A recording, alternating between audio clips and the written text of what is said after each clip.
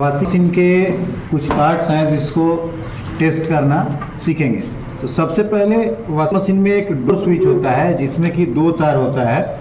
तो उस स्विच को हम लोग आज चेक करना सीखेंगे। इसको चेक करने के लिए हमारे पास 2 तरीका है। आप टेस्ट लैंप से भी चेक कर सकते हो और मल्टीमीटर के माध्यम से भी चेक कर सकते हो। तो सबसे पहले हम मल्टीमीटर से चेक करेंगे। मल्टीमीटर को हम क्या करते हैं कि कंटिन्यूटी रेंज में लगाएंगे। कंटिन्यूटी मतलब बीप रेंज में हमने लगा दिया इसको बीप रेंज में। उसके बाद हम प्रोब को लेते हैं और इसको क्या करते हैं कि 2 वायर को एक दूसरे के प्रोब से लगा देते हैं। जैसे हमने यहाँ पर लगा दिया। अब क्या करते हैं कि जो डोर होता है और डोर के लीवर से ये स्विच का लीवर दबता है। यदि हमारा कंटिन्यूटी बताया यानी कि हमारा बीप दे रहा है, इसका मतलब डोर स्विच क्या है, सही है। चलो नेक्स्ट देखते हैं हमारे पास टाइमर। ये 2 तार हम हटा लेते हैं डोर स्विच का। नेक्स्ट देखते हैं टाइमर। तो टाइमर को हम सबसे पहले ऑन करते हैं जिसमें कि 2 तार है और इस टाइमर को ऑन कर लेंगे। जब टाइमर को ऑन करेंगे तो इसमें से किट किट किट किट की आवाज़ आती है और जब तो इससे हम समझ जाते हैं कि हमारा 50% टाइमर जो है सही है, लेकिन उसको 100% नहीं। 100% कब, जब चेक करेंगे तब। तो इसमें भी हमारी कंटिन्यूटी आनी चाहिए। तो हम कंटिन्यूटी रेंज पे ही इसको चेक करते हैं टाइमर को। अब इसको लगाएंगे दूसरे प्रोब से। ये बीप दे रहा है, इसका मतलब क्या है कि हमारा टाइमर भी वास्ट टाइमर है। ये सॉरी स्पिन टाइमर है। ये स्पिन टाइमर भी हमारा सही है। अब ये टाइमिंग जितना हम उसको रोटेट करेंगे, जितना ही अधिक करेंगे उतना ही अधिक टाइम बढ़ेगा और जितना कम करेंगे उतना ही टाइम घटेगा। नेक्स्ट हमको बजर चेक करना है। तो बजर को चेक करेंगे। ये क्या होता है कि पास करने के बाद ये बीप देता है, मतलब आवाज़ देता है, जिससे हम समझ जाते हैं कि हमारा जो कपड़ा है वो धुल गया। तो इसमें कुछ रेजिस्टेंस आएगा या बीप सकता है। तो हम दोनों टर्मिनल को क्या करते हैं, चेक करेंगे। तो इसमें हमारे ख्याल से कुछ रेजिस्टेंस आना चाहिए जो कि अभी इसमें नहीं आ रहा है। 1 मिनट।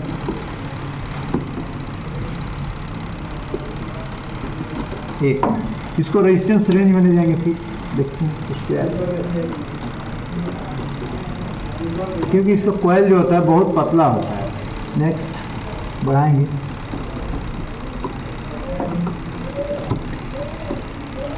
नहीं आया। आया। इसका जो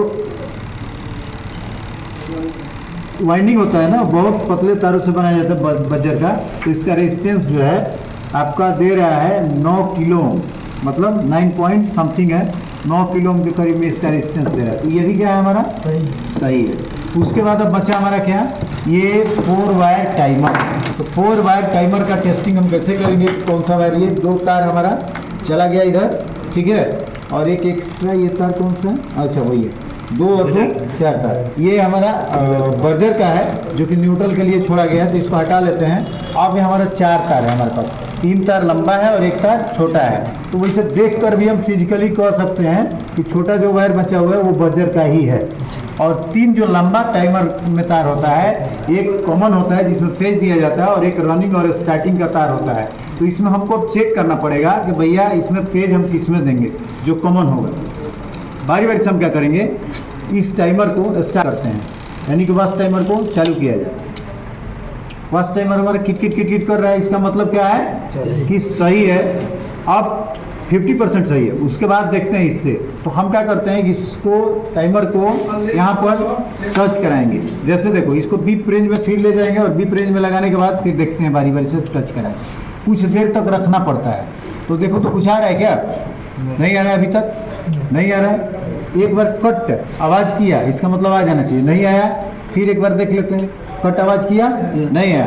फिर हम वायर को चेंज करेंगे। अब कोई भी वायर, जैसे मान लो ब्लू छोड़ सकते हैं या किसी को भी, तो ब्लू को छोड़ करके और इसको इसके साथ लगाते हैं। अब देखते हैं हो रहा है कि नहीं हो रहा है। अभी भी पाया, अभी भी पाया। तो 2 तार के बीच कंटिन्यूटी नहीं बताया, तो तीसरा तार हमारा ऑटोमेटिक कॉमन हो जाएगा। अब इस कॉमन पर हम क्या करेंगे, कट कट जब आवाज़ करेगा तब ये बीप देगा। देखो अभी दिया, फिर कट करेगा तो नहीं देगा, नहीं दिया, कट गया। फिर उसके बाद में क्या करेंगे कि इस कॉमन से उस वायर को पकड़ेंगे और इस वायर को पकड़ने के बाद देखते हैं।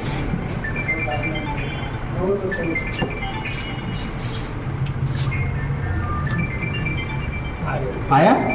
आया।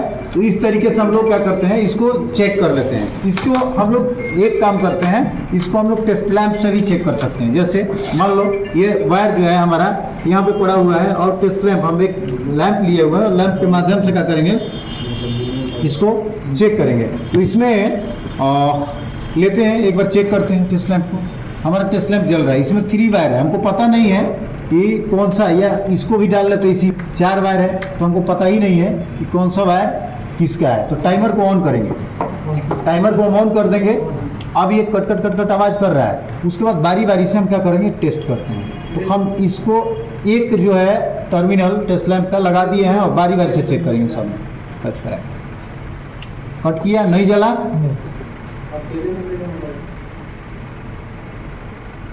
फिर कट किया, नहीं जला, इसको देखते हैं, कट किया, नहीं जला। तो इसमें 100% क्या है ना, ये बजर का वायर है। अब इसको छोड़ देंगे, बारी बारी से चेक किए, किसी पे नहीं बताया, इसको हटा देंगे अलग। आप क्या करते हैं, इस पे चेक करते हैं, इस पे लगा लिए, अब बारी बारी से चेक करेंगे, नहीं जला, फिर एक बार देख लेते हैं, नहीं जला। अब क्या करते हैं, इसको चेंज करते हैं, तो लाल वाले से ऑरेंज वाले पे करते हैं, जल गया, बुझ गया,